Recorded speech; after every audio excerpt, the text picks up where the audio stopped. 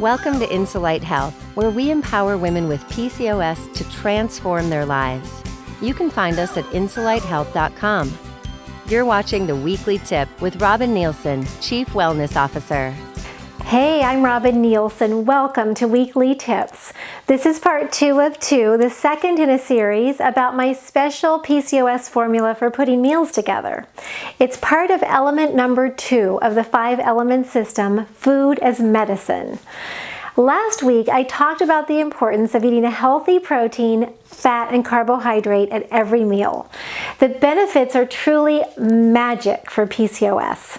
Today, I want to share with you exactly what healthy proteins, fats, and carbohydrates are. But first, I want to share with you a couple of Robin's rules, yes, they're my rules, that come into play here. My first one is eat whole real foods. Ask yourself these questions. Can I hunt it, fish it, dig it, or gather it? If the answer is yes, then I can eat it. My second one is buy and eat organic, non-GMO whenever possible. GMO stands for Genetically Modified Organism, and we don't want that in our bodies.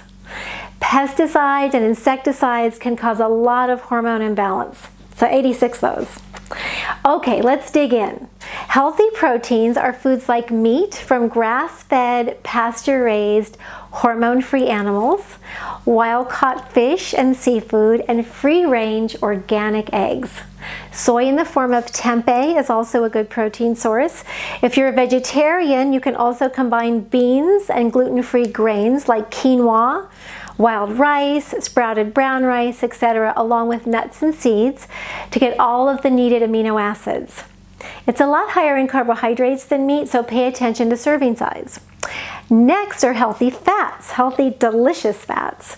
They're foods such as cold-pressed olive oil, nuts and seeds, coconut oil, avocado, pasture butter, which is butter from cows that have eaten grass, ghee, which is clarified butter, coconut butter, grapeseed oil, fats like that. Super healthy and so delicious. And finally, the third macronutrient is carbohydrates. When we think of carbohydrates, we immediately think of things like baked goods, pasta, cookies, bread, all of those yummy foods that we've come to associate with carbohydrates. But these are not the healthy carbohydrate choices. Healthy choices are vegetables, lower sugar fruits, legumes or beans, and whole gluten-free grains. Because we get so many nutrients and fiber from vegetables, you'll want to focus on these. And they're also so much lower in carbohydrates. Use fruit as a treat, unless it's berries or grapefruit, because those have lower sugar in them. Beans can be hard to digest, but some women do just fine on them. If you like beans and they seem to like you, then try a quarter to half a cup with each meal to see what you notice. I avoid them because they just don't digest well for me.